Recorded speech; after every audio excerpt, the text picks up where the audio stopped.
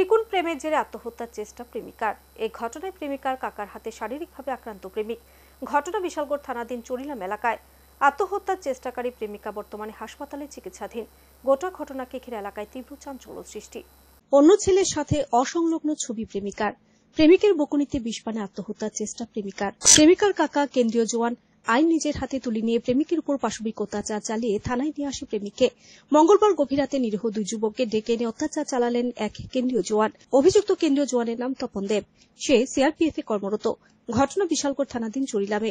জানা গেছে, দীর্ঘদিন যাবৎ চরিলাম রাজীব কলোনি এলাকার এক যুবতীর সঙ্গে প্রণয়ের সম্পর্ক চলে আসছিল চরিলাম নেতাজি কলোনি এলাকার হরিপদ সাহার সঙ্গে। তার বাড়ি চরিলামের নেতাজি কলোনিতে। হরিপদের ইনস্টাগ্রামে একটি মেসেজ আসে। এই মেসেজে এক যুবক লিখেছেন, হরিপদ যাকে ভালোবাসেন এই যুবতী তার সাথে সম্পর্ক রয়েছে। তখন হরিপদ যুবককে প্রশ্ন করেন, প্রমাণ কি? তখনই যুবক হরিপদকে তার সাথে একটি অশ্লীল ছবি পাঠান। আর তখনই মাথায় আকাশ ভেঙে পড়ে হরিপদের।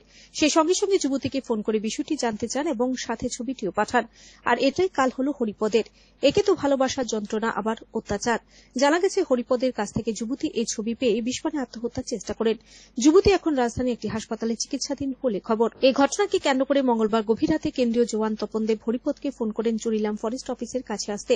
হরিপদ কোনো কিছু চিন্তা না করে তার এক বন্ধু অভিজিৎ দাসকে নিয়ে ছুটে আসেন। তারপরে শুরু হয় অত্যাচার। শুধু কেন্দ্রীয় জওয়ান একাই নয়, তার সাথে হাত মেলায় আরও 20 থেকে 25 জন। তবে নেতৃত্ব দেন কেন্দ্রীয় জওয়ানে। অভিযোগ, হরিপদকে দীর্ঘক্ষণ আটকে রেখে মারধর করে রাত 1টার সময় বিশালগড় থানায় নিয়ে আসেন। আমি একটা মেয়ের সাথে প্রেম করতাম।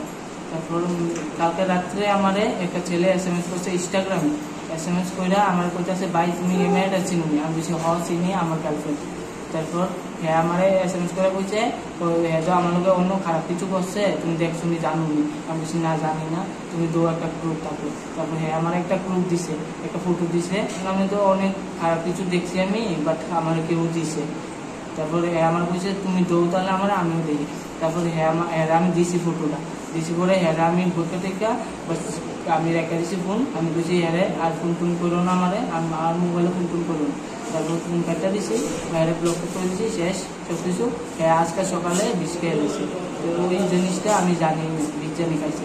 এর মা, এর ছোট বোন আমার অনেক রকমের গালি দিছে, আমি জানি না হ্যাঁ যে বিষ খাইছে। তারপর আমার আরেকজনে ফোন করে কইছে হ্যাঁ বিষ খাইছে। বিকালে কি হয়েছে? বিকালে হ্যাঁ কাকা তখন সিআইডি চাকরি করে।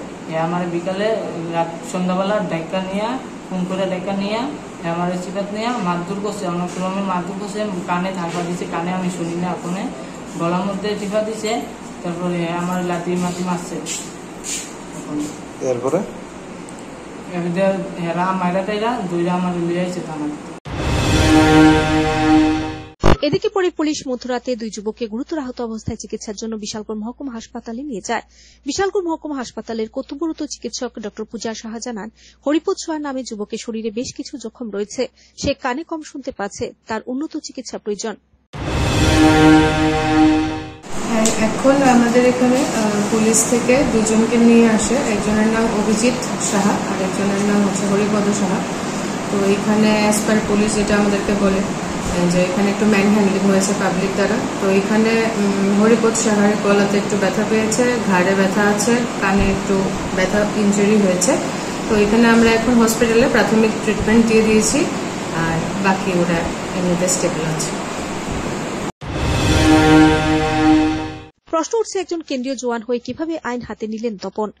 অবশ্যই রাজ্যে এখন যে কেউ চাইলে আইন নিজের হাতে তুলে নিতে পারে, নিলেও কোনো ব্যবস্থা নেওয়া হয় না। তবে একজন কেন্দ্রীয় জওয়ানের এই ধরনের আচরণ সত্যি সভ্যতা লজ্জা। সচেতন নাগরিকরা ঘটনাটি সবটা জেনে বলেন যে যুবকের উপর অত্যাচার চালানো হয়েছে, তার দোষ কি? ভালোবেসে নাকি তার ভালোবাসার মানুষের এমন আপত্তিকর ছবি পেয়ে জিজ্ঞাসা করাতে? যদি তার কোনো অপরাধ থাকে তাহলে আইনের হাতে তুলে দেওয়া যেত। বিশালগড় মহিলা থানা দুই যুবককে নিজের হেফাজতে রেখেছেন।